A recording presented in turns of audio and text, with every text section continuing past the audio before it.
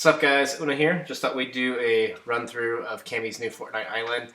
You'll see I'm picking a team that's really underpowered.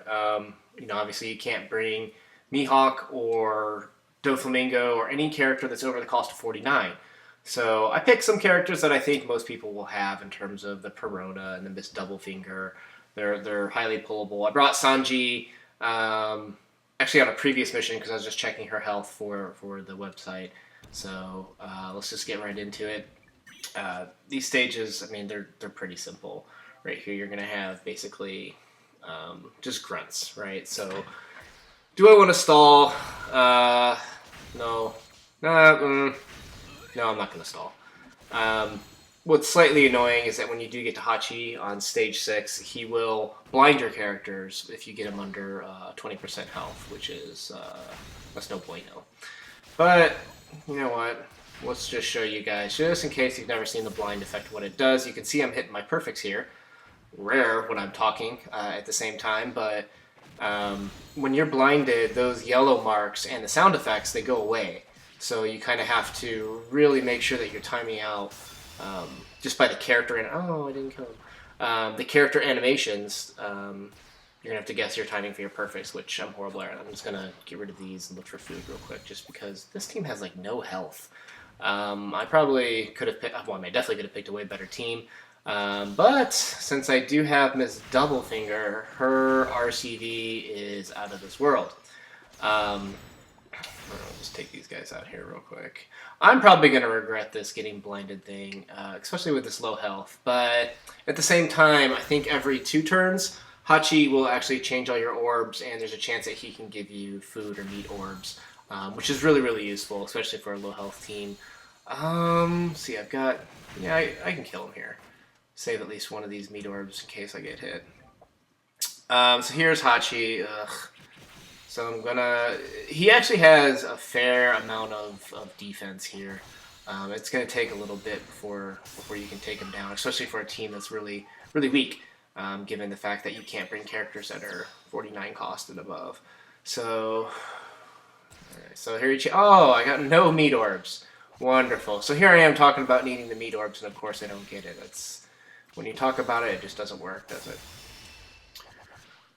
Alright, so he hits every turn for 2,592 damage, 2,500, which isn't too bad. Let me get that meat there. But when you have low health, particularly in cases where you can't bring your Mihawk or your Doflamingo, it adds up quick. And here we go, I got him under the 20%. His character animation changes, and of course he then blinds you for 9 turns. And he still hits you every turn for 2,500. So you don't want to dilly-dally on him too long. Alright, I got a meat orb this time. Let's make sure I get that first. And then we'll make sure we take him out here. Great. Perfect. Perfect.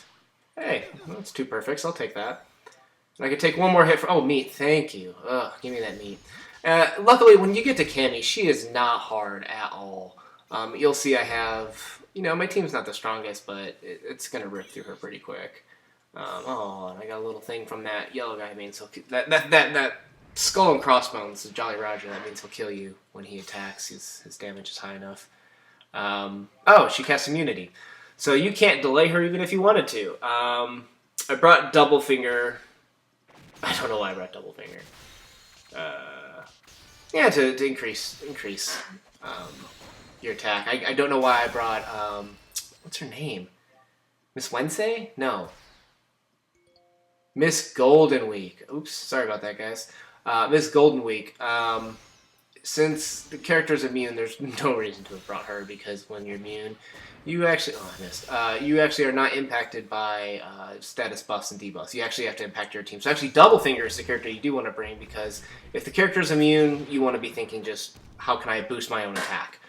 I had a user ask that about Stage 8 in Alubarna, where they're saying, hey, how do I get past this defense? And it was the blue shield, which basically just adds a flat number to a defense. Well, whenever you see that, whenever you see immunity, whenever you see the shields, orb boosters, attack boosters, slot manipulators so you can get matching orbs. Hang on, let me make sure I kill this guy, because there we go.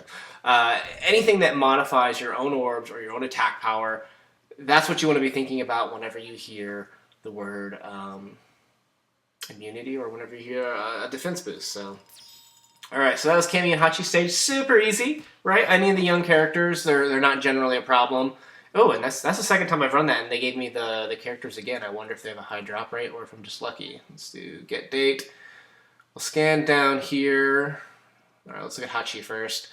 So Hachi, he reduces all enemies' HP by 8%. And deals 1.3 damage to enemies with boosted defense for 1 turn. That's actually good because it's not an attack boost, it's a status-based boost. So that will actually stack with like Story Mode and L, or Impact Usopp. You can actually combine those two. And then there's Camie. So Camie will boost the chance of landing a quick or Psi slot and boost quick and Psi character's attack. Which is interesting because we do like the attack boost, and that's probably useful for those teams that are kind of like a Boa Hancock or a Marco, 6-star Marco. But outside of that, not super duper useful. Her stats not super duper great. And, I haven't dropped, what's his name? Papug? Papug. Let me pull up his stats here. So, Papug, he will boost attack characters by 2 or less, with the cost of 2 or less by 3x. And then he binds himself for 3 turns and reduces damage received by 50% for 3 turns. Recovers 3.5 characters RCV at the end. And his RCV is 214. So, okay, the heal's nice. And he's kind of got like a smoker, but he binds himself. So, if you have a small box, you might find a use for some of these characters. But for people that have been playing for a while, for the most part, generally pretty meh characters. So run it.